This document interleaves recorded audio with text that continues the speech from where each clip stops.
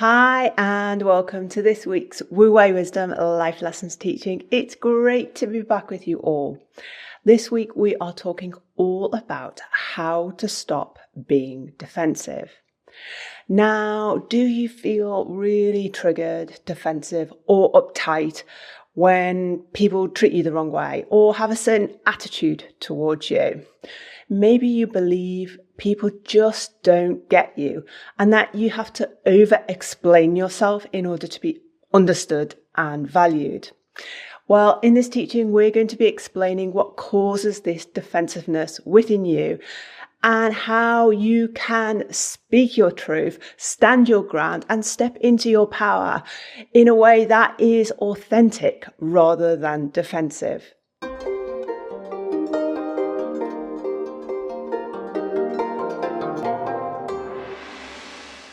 Okay, David, so how does this defensiveness manifest in your clients? Well, I see this a lot, Alex, and they normally, the word that we use in the Wu Wei model is emotional safety or emotional protection. So if you believe somewhere in your mind that you have to protect yourself against emotion or you have to be safe against emotion, this video is certainly for you, because this will absolutely engage the understanding of what the inner child is, and we can explain that a little bit more on those videos. And don't worry if you've heard it before, it's always worth hearing the explanation of the inner child again. Or you may be new, and I can explain to you what I mean by the inner child.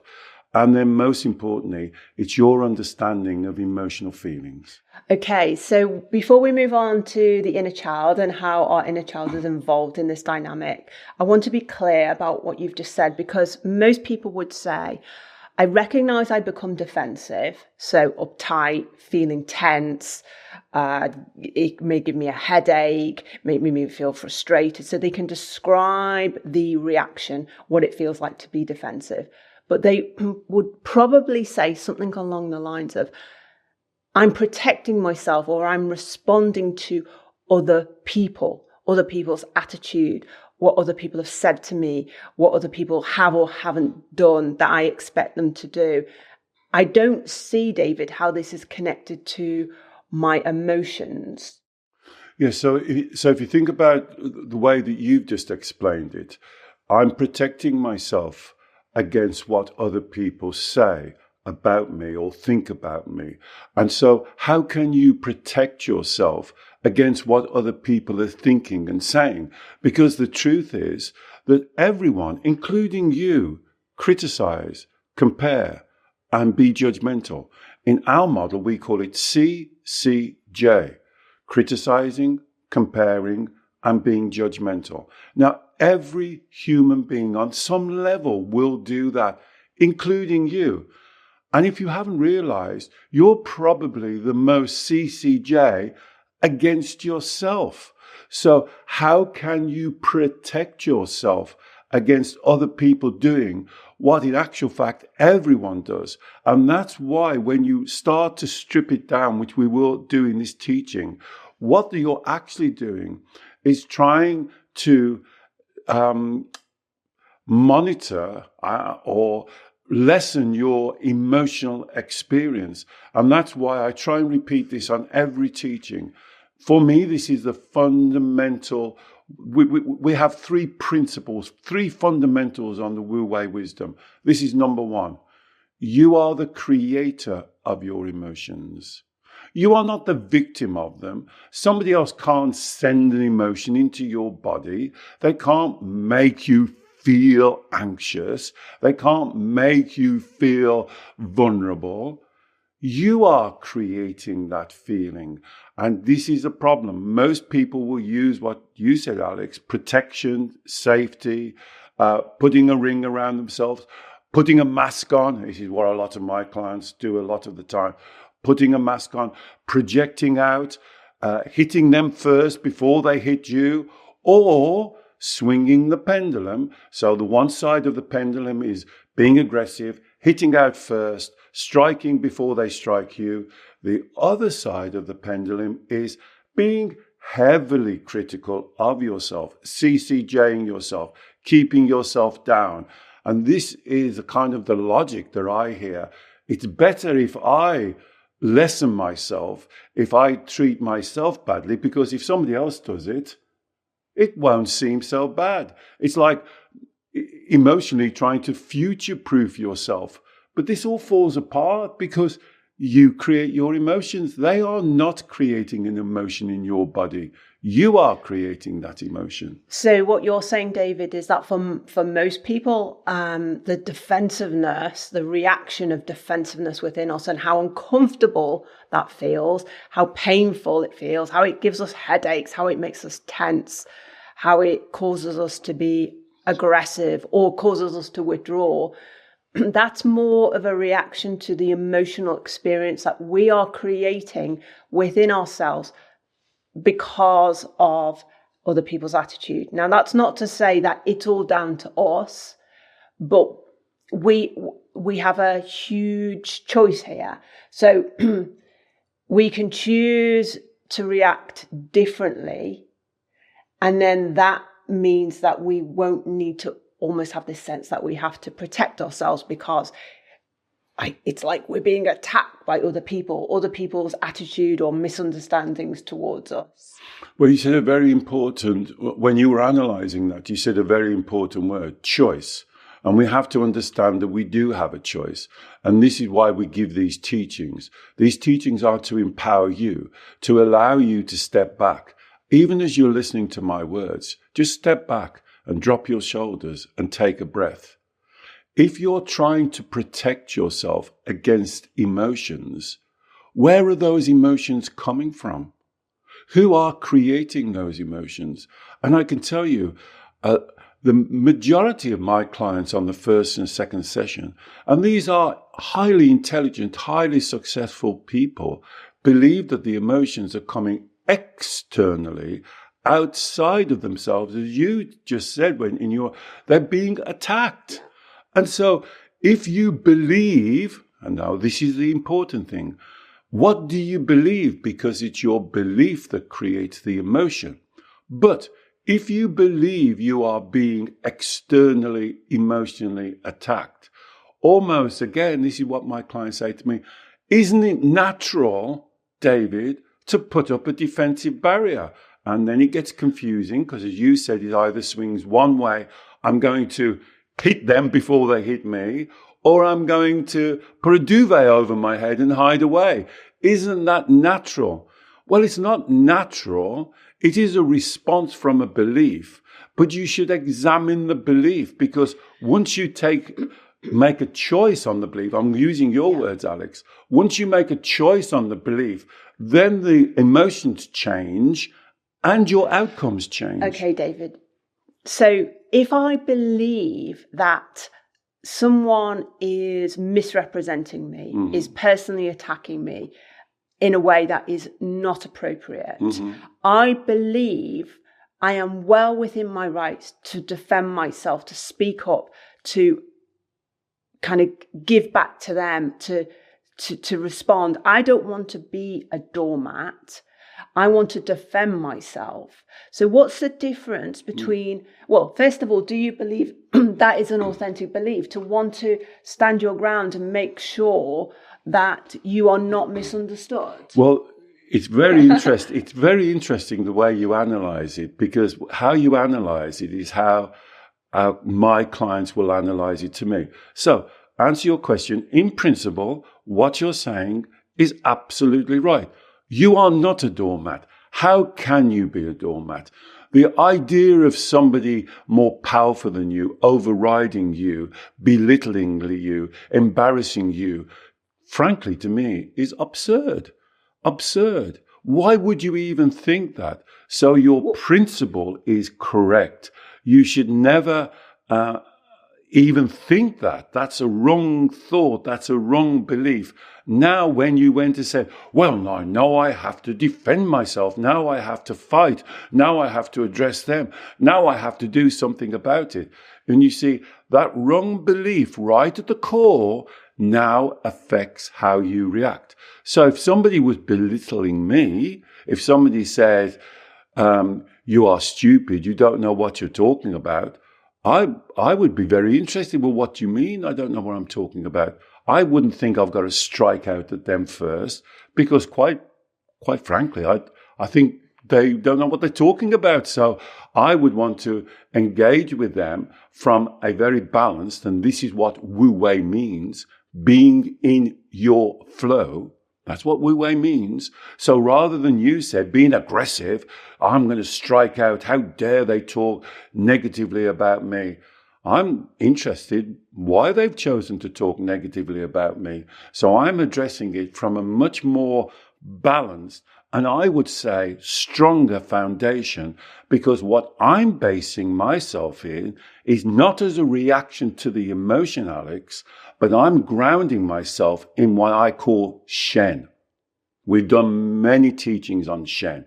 Shen is your innate value and worth. So if I believe, which I do, I have innate value and worth, Shen, that doesn't mean I'm perfect. That doesn't mean I'll get all these teachings right for you. I'm just speaking live to you now from my heart. I could make a mistake. I could misspeak. But this is coming from my Shen. So if you disagreed with me, if you wrote in and said, oh, David, I totally disagree with what you're saying, I'm immediately interested. I wouldn't want to attack you or beat you down or win the battle. And so that basic grounding, that basic foundation of where you're coming from, that I call your belief system, in Taoism we call it Dai, T-E. What do you believe? Why do you believe it? And that's the key, because that then affects your thinking, affects your reactions. So what you're saying is, if we come at life and human interactions, relationships, from a place that we fundamentally know that we believe we are okay, from our spiritual groundedness, we know we have value, we don't need to earn it, someone can't give it or take it away from us. Then if someone critiques us in some way, which could be heavily personal, or it could be to do something to do with a skill set or something at work, if we have that innate valuing of ourselves, then we still can respond to the feedback, the criticism, the attitude, but we're responding from a place of groundedness, which then means we don't create all the emotions which we then feel like we have to protect ourselves from. So we still stand up for ourselves. We still are naturally interested and want to either learn from or possibly correct the attitude or correct the other person's understanding of us. But we're doing it from a logical, balanced, calm, peaceful place. That's exactly right. That's well explained, Alex. You see, the situation is exactly the same, but how you address the situation is totally different. Now, this is what I call empowerment. This is you connected to Shen, your innate value and worth. And remember, the pathway to Shen is truth, honesty, and integrity. And so if someone criticized me, by my integrity, they could be right. Give me the evidence. I'm not sitting here saying, oh, I'm perfect, I can do everything right. But what I am doing when I'm giving you this teaching, for instance, I believe this to be true. I believe this is honest. I live my life by this. This is my integrity. Now, if you disagree, to be honest, I'd be grateful. Then tell me why you disagree. And this is a much better, balanced, more healthy way for you, first of all, because you will be living in your flow.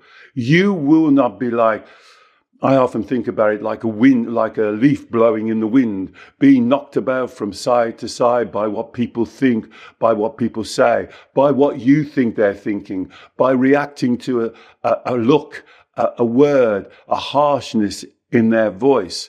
Because then you're the victim. I would use that word. You are the victim of them. And then up comes the mask, up comes the protection. Now you stop acting authentically. And so I think this is the appropriate part to talk about the inner child, because If the inner child wasn't involved, so that part of our mind, our psyche, which we call the inner child or the ego, and we were living all the time through our Shen, through our innate groundedness, our innate knowledge of our own value, this would be fine, this would be resolvable. But the inner child within us, that the ego does not like it when other people don't understand us, or they don't agree with us, or they think they don't like us or value us. It's like there's an internal battle going on here that, yes, we want to stay grounded and logical and hold our truth. But then there's a part saying, this is not fair. How dare they? They don't value me, and I want to be valued. There's this kind of childish neediness within us, which then triggers the defensiveness. That's what I said at the top of the teaching, Alex. This is why this is a good teaching. I hope we've talked through Shen and where you should be grounding yourself on.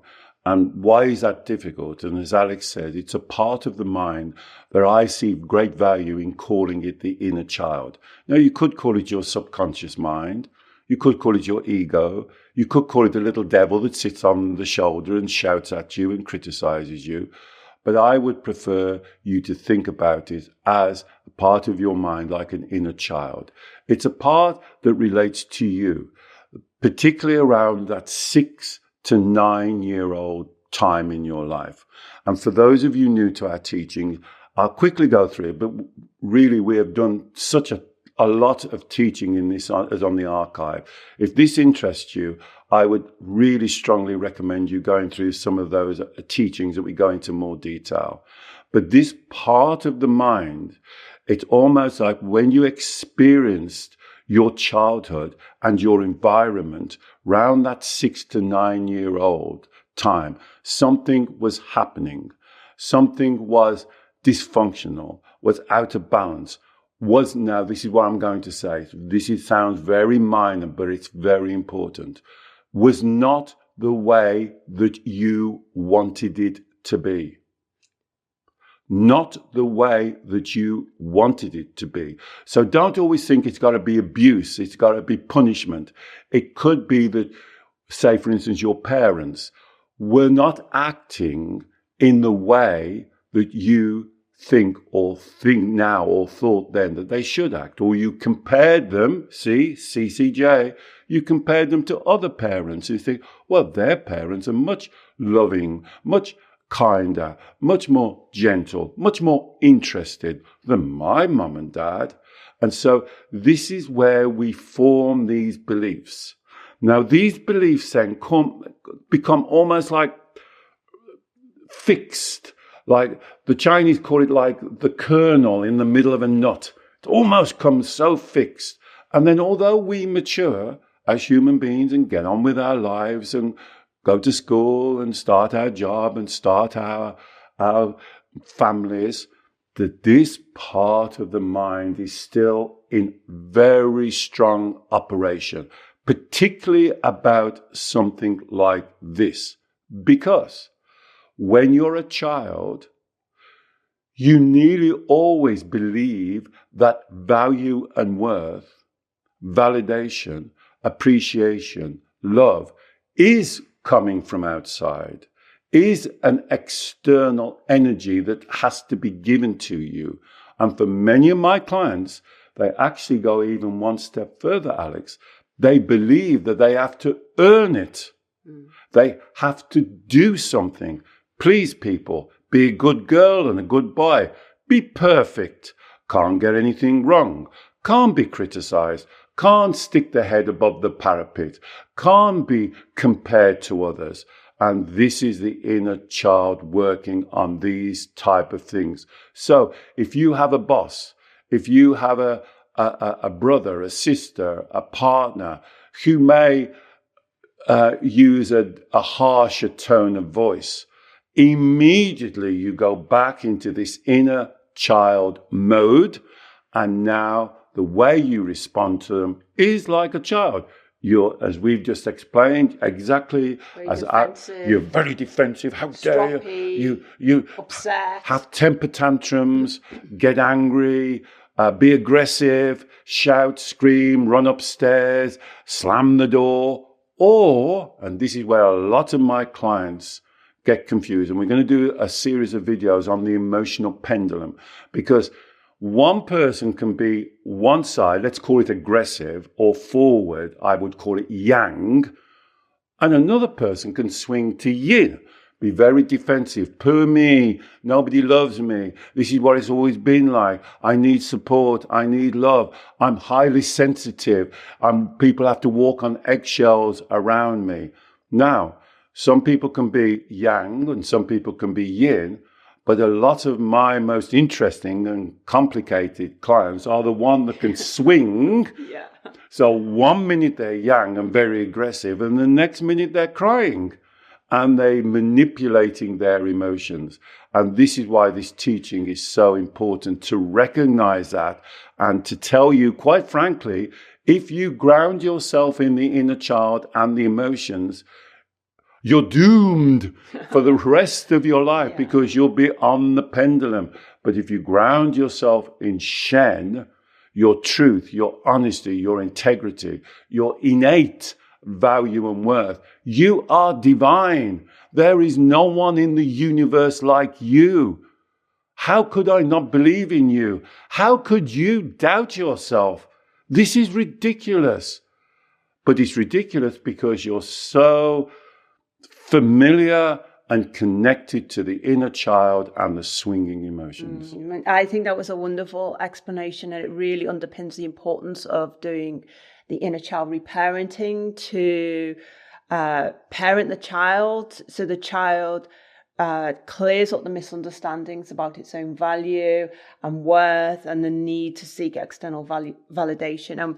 I can put links in the show notes to our inner child video playlist, and if you check that out, we have got many long form teachings to help you with that work. And I will also put a link in the show notes to our teaching on CCJ to also help you with this, and people pleasing, all around this topic, so it will really reinforce what we've talked about today. And also the important thing about this, I want you to really think about, if you just do a little bit of work in our archives, you can do this for yourself. You don't need to be reading thousands of books and watching thousands of videos, because this is your belief system. And as I say, we try our best to simplify it for you. What do you believe? Why do you believe it? Not what you feel. When you're doing this work, remember that basic teachings. I said it at the beginning, I'm going to say it at the end. You are the creator of your emotions, not the victim of them. I am not saying you shouldn't create emotions. I'm saying emotions are natural, normal, wonderful, make us a human being. But we don't ground our life in our emotions. They are always the consequence, the result of what. Brilliant. Thank you, David. I think next week we'll do a recap teaching on the emotional pendulum, because I think it's so important, and it's really a core Wu Wei Wisdom teaching. Why it's important, Alex, is because it confuses many of my clients, and as in a way the inner child wants that confusion, because it keeps the inner child in the dominant position, in the limbo. Exactly. Yeah. And so it swings. A lot of my clients are stuck in the aggressive, in the yang. Some of them are stuck in the yin. But the most challenging one, and if this is you, this is very challenging. Your thinking's got to be right on key. They can swing almost at a drop of a hat from one side to the other, from being aggressive, yang, to being passive, thinking themselves as a victim, poor me, yin, and they can swing between. And I want you in the middle. That's Wu Wei, in your flow. Brilliant. Thank you. So tune in next week for that teaching. We hope you enjoyed this teaching. As I say, do check out the show notes. If you've enjoyed the teaching, let us know, and perhaps share it with someone else who you think may also benefit.